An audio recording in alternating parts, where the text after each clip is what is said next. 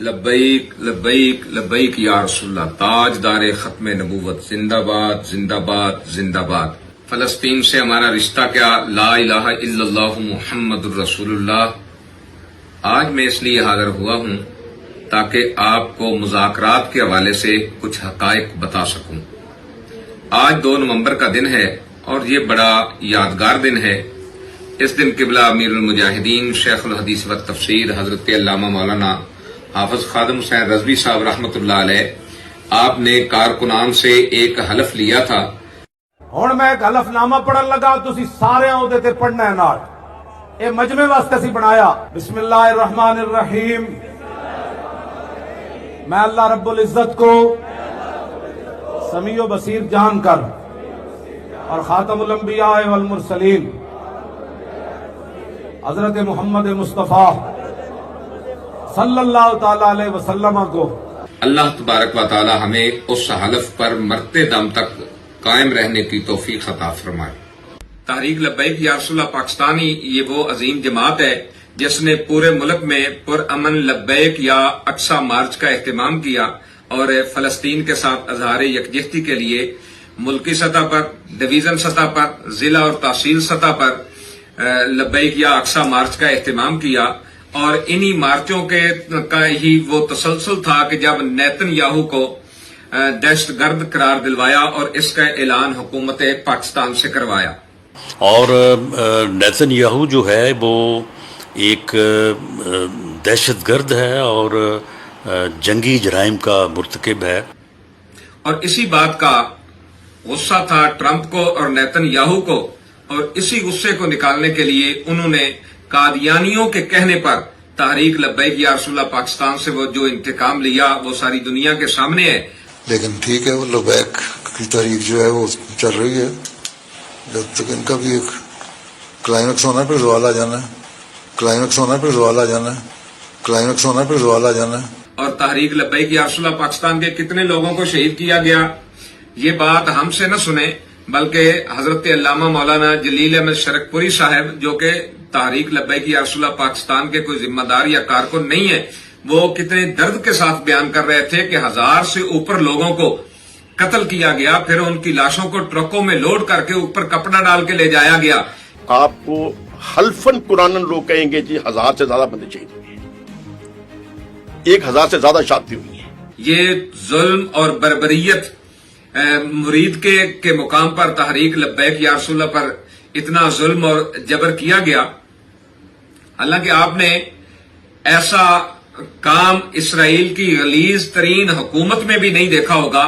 یہ کام اگر کیا ہے تو پاکستان کی حکومت نے پاکستان کی گولیوں سے پاکستان کے بیٹوں کو شہید بھی کیا۔ اور قومی خزانے کا جو بے دریغ استعمال ہے وہ یہ ہے۔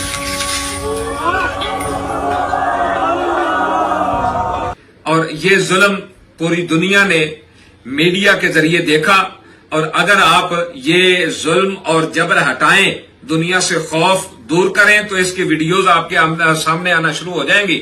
اور میں بہت حیران ہوا کہ جب علماء کی موجودگی میں قاتل اعلی پنجاب محترمہ جناب مریم نواز صاحبہ یہ کہہ رہی تھیں کہ اگر 600 بندے مرے ہیں تو دکھاؤ لاشیں کہاں ہیں۔ محترمہ، ہم تو یہ سمجھے تھے کہ آپ کو صرف پانی نظر نہیں آتا اور آپ یہ پوچھتی ہیں کہ شعیب بتاؤ پانی کہاں ہے، تو آپ کو تو 1000 سے اوپر لاشیں بھی نظر نہیں آ رہی، اور خون میں تڑپتے ہوئے وہ 1000 سے اوپر عاشقان رسول وہ بھی آپ کو نظر نہیں آ رہے۔ ویسے حد ہے آپ کے جھوٹ کی، اتنی ڈٹائی سے جھوٹ تو شاید نیتن یاہو بھی نہ بولتا ہو جتنی ڈٹائی کے ساتھ تم جھوٹ بول رہی ہو۔ اور پھر تمام پاکستانیوں کے دل سانحہ مرید کے سے دکھی ہیں۔ اور اسی پر ایک اور ظلم ہوا کہ لوگوں کے گھروں کو توڑا گیا، مساجد کو سیل کیا گیا، مدارس کو سیل کیا گیا، اور پھر ماں باپ کے سامنے بچوں کو باندھ کے پانی کے ڈرموں میں ڈبکیاں لگوائی گئی تاکہ ان کے والدین لا تعلقی کا اظہار کریں۔ اور جب یہ ظلم ہوا تو لوگوں کو بٹھا کے ان سے پریس کانفرنس کروائی گئی۔ اور میں کارکنان سے کہوں گا جو تحریک لبیک یا رسول اللہ پاکستان کے کارکنان ہیں کہ جنہوں نے لا تعلقی کا اظہار کیا ہے ان کو تان و تشنیع کا نشانہ نہ بنائیں، کیونکہ جو لبیک یا رسول اللہ کہنے والا ہے وہ کبھی دل سے منحرف نہیں ہوتا، اور میں سلام پیش کرتا ہوں ان کارکنان کی عظمت و شان کو جو ہر ظلم اور جبر سہ کر بھی جنہوں نے تحریک لبیک یا رسول اللہ پاکستان سے لا تعلقی کا اظہار نہیں کیا، بلکہ آج بھی وہ اپنے موقف پر ڈٹے ہوئے ہیں اور کھڑے ہوئے ہیں اور لا تعلقی نہیں کر رہے۔ اللہ رب العزت ضرور ہماری مدد فرمائے گا اور انشاءاللہ ایک دن یہ ظلم کی سیارات ختم ہوگی اور انشاءاللہ وہ سورج طلوع ہوگا جو نظام مصطفیٰ صلی اللہ علیہ وسلم کا اعلان کرتے ہوئے طلوع ہوگا، اور ہم دیکھیں گے کہ دنیا کہے گی دیکھو دیکھو کون آیا، محمد عربی کا دین آیا۔ اب میں آپ کو مذاکرات کے حوالے سے بتاتا ہوں کہ مذاکرات میں کیا ہوا، کہ میں خود بھی مذاکراتی ٹیم میں شامل تھا۔ آپ حیران ہوں گے کہ مذاکرات تو ہوئے ہی نہیں۔ آپ اگر غور سے دیکھیں اور سنیں جو سوشل میڈیا پہ آیا تو ایک حکومتی نمائندہ کہہ رہا ہے جی مذاکرات ہوئے ہی نہیں، محسن نقوی کہہ رہا ہے جی آخری رات تک مذاکرات ہوئے ہیں۔ کہ جو لوگ کہتے ہیں کہ مذاکرات نہیں ہوئے، مذاکرات ان کے نکلنے سے پہلے سے لے کے آخری منٹ تک ہوتے رہے۔ دیکھیں میرے علم میں نہیں ہے، لیکن جہاں تک میری انفارمیشن ہے کہ مذاکرات والی بات تو درست نہیں ہے، کوئی مذاکرات نہیں ہوئے، البتہ رابطے ضرور ہوئے ہیں۔ تو یہ حکومتی نمائندے بات کر رہے ہیں، ایک کہہ رہے ہیں مذاکرات ہوئے، ایک کہہ رہا ہے مذاکرات نہیں ہوئے۔ تو مذاکرات کے بارے میں اگر کسی نے بات کی بھی ہے تو آپ اگر غور سے سنیں گے تو وہ کہے گا کہ آخری رات تک وہ یہی کہہ رہے تھے کہ یہ ان آفیشل مذاکرات ہوں گے۔ تو کیا آپ اس کو مذاکرات کہیں گے؟ مذاکرات تو وہ ہوتے ہیں کہ جو وہ آفیشل ہوں اور بندے با اختیار ہوں۔ تھوڑی دیر کے لیے آپ اس کو مذاکرات کا نام دے لیں، کہہ لیں کہ یہ مذاکرات تھے، رات کے آخری پہر ہمیں بلایا گیا، اور آپ کو پتہ ہے آج کل مغرب بھی تقریباً 5:45 ہو جاتی ہے، سردیوں کی رات ہے، اور رات ہمیں تقریباً 1 بجے مذاکرات کے لیے بلایا گیا۔ مذاکراتی ٹیم وہاں پر پہنچی مذاکرات کے لیے، تو وہاں جو ذمہ داران بیٹھے تھے ان کے ساتھ ہم نے گفتگو شروع کی۔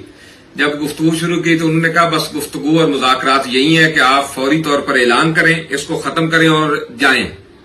ہم نے کہا یار ایسے تو نہیں ہوتا، اور آپ نے مارچ شروع ہونے سے پہلے ہی ہماری 2 لاشیں گرا دی۔ انہوں نے کہا جی ہم اور کوئی بات نہیں کریں گے، آپ اس کو ختم کریں، وائنڈ اپ کریں، اس کا اعلان کریں اور جائیں۔ ہم نے کہا چلو ٹھیک ہے، ہم معاملات کو الجھانا نہیں چاہتے تھے۔ ہم نے کہا ٹھیک ہے بات تو کریں ہمارے ساتھ، آپ نے ہمارے اتنے بندے شہید کر دیے، ہمارا جرم کیا تھا؟ ہم تو صرف اظہار یکجہتی کے لیے نکلے تھے، ہم نے کوئی لڑائی جھگڑے والی بات کی ہے، کوئی ایسا معاملہ تو ہم نے کیا نہیں ہے۔ جب ہم نے ان کی صورتحال دیکھی کہ یہ تو کسی بات پہ نہیں آ رہے تو ہم نے کوشش کی کہ شاید ہم ان کو بات سمجھانے میں کامیاب ہو جائیں۔ ہم نے ان سے کہا کہ بھائی ہمارا امریکن ایمبیسی کوئی جانا ضروری نہیں ہے، یہ ہم پہ فرض واجب بھی نہیں ہے، اگر جیسے آپ کہہ رہے ہو ملک کے حالات خراب ہیں تو ہم یہیں پر اس کو وائنڈ اپ کر دیتے ہیں، اس میں کیا حرج ہے؟ قریب تھانوں میں ہمارے بندے ہیں، ان کو آپ چھوڑ دیں، ہم فاتحہ شریف پڑھیں گے شہداء کے لیے اور غزہ کے شہداء کے لیے، اور فاتحہ شریف پڑھ کے ہم لوگ چلے جائیں گے۔ تو میں الفن کہتا ہوں کہ وہ جو مذاکرات کے لیے بیٹھے تھے انہی میں سے ایک بندے نے کہا کہ جی اس کا تو ہمارے پاس اختیار ہی نہیں ہے۔ اب آپ اندازہ کریں کہ جو مذاکرات کے لیے بیٹھے ہیں ان کے پاس اتنا بھی اختیار نہیں ہے، تو آپ اس کو مذاکرات کہیں گے؟ کیا کہیں گے اس کو؟ پھر ہم نے کہا کہ ہمیں آدھے گھنٹے کی مہلت دیں تاکہ ہم اپنے امیر محترم سے بات کر کے واپس آ جائیں۔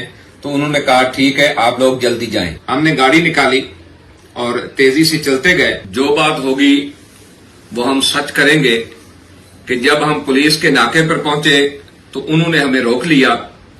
پھر ہم نے مذاکراتی کمیٹی سے رابطہ کیا جس میں ہوم سیکرٹری بھی تھے، چیف سیکرٹری بھی تھے اور بھی ساتھی تھے۔ ہم نے ان سے رابطہ کیا تو پھر انہوں نے فون پہ کسی بندے کو بتایا تو پھر انہوں نے ہمیں جانے دیا۔ ابھی جہاں ہمارا مارچ ہو رہا تھا ہم اس سے تقریباً کوئی 4 کلومیٹر دور تھے، اور راستے میں ہم نے دیکھا کہ ہر طرف فورسز ہی فورسز ہیں۔ ایسے محسوس ہو رہا تھا کہ یہ پورے ملک پر چڑھائی کرنے کے والے ہیں۔ یہ تو ایک طرف ہے، آگے جو فورس ہے وہ علیحدہ ہے، جو سائڈوں پہ فورس تھی وہ علیحدہ تھی۔ ہم نے ان کی ہائی مشینریز دیکھی، ان کے تیور دیکھے، تو ہم نے امیر محترم کو فون کیا اور ان کو بتایا کہ ان کے عزائم بہت خطرناک ہیں اور یہ کسی صورت نہیں رکیں گے اور ہزاروں لوگوں کو شہید کر دیں گے۔ تو امیر محترم نے فوراً ہمیں کہا کہ آپ لوگوں کو اختیار ہے, آپ جو فیصلہ کریں گے وہ من و عن قبول کیا جائے گا. اور بھائی میں آپ سے کہتا ہوں کہ جو ہماری مذاکراتی کمیٹی کہے گی ہم بالکل مانیں گے, لیکن یہ گولی, یہ شیلنگ, یہ بند کرو. تو پھر ہم نے انہیں کہا کہ آپ وہاں پر بھی اعلان کر دیں کہ مذاکراتی کمیٹی کو ہم نے مکمل اختیار دے دیا ہے, وہ با اختیار ہیں. تو وہاں پر اعلان امیر محترم نے بھی فرمایا اور حضرت علامہ مولانا فاروق الحسن صاحب جو کہ رکن شورا ہیں انہوں نے بھی اعلان کیا, جس اعلان کو پوری دنیا نے سنا.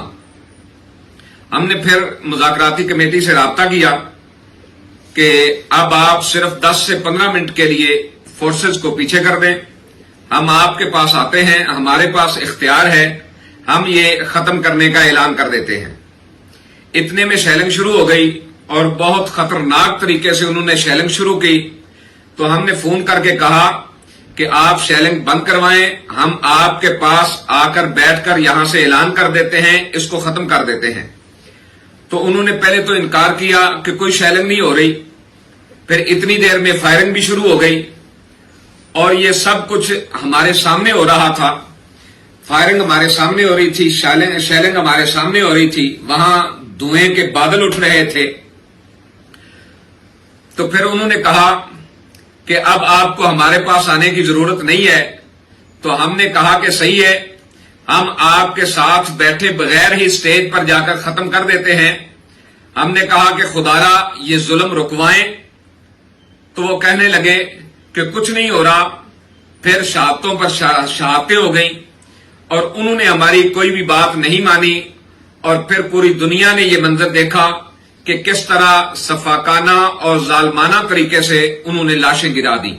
جو ہمارے لوگ شہید ہوئے وہ یقیناً راہ فلسطین کے شہداء ہیں اور یہ شہدائے ختم نبوت ہیں, کیونکہ قادیانی یہ چاہتے تھے کہ تحریک لبیک والوں کی آواز کو بند کر دیا جائے. مذاکرات کے دوران بھی مذاکراتی ٹیم کے ایک بندے نے کہا کہ قادیانیوں کی راہ میں جو سب سے بڑی رکاوٹ ہے وہ آپ ہیں. ہمیں نہیں پتا تھا کہ کچھ ایسے افراد ہیں, کچھ ایسے قادیانی پیچھے ہیں جو پش کر رہے ہیں اور پنجاب حکومت ہمارے اوپر یہ ظلم کے پہاڑ ڈال رہی ہے. بہرحال ٹرمپ کو, نیتن یاہو کو خوش کرنے کے لیے اور قادیانیوں کو خوش کرنے کے لیے یہ سب کچھ کیا گیا. تحریک لبیک یا رسول اللہ پاکستان کا قتل عام کیا گیا. اللہ رب العزت تمام کارکنان کو محفوظ رکھے اور اللہ تبارک و تعالی حفاظت فرمائے.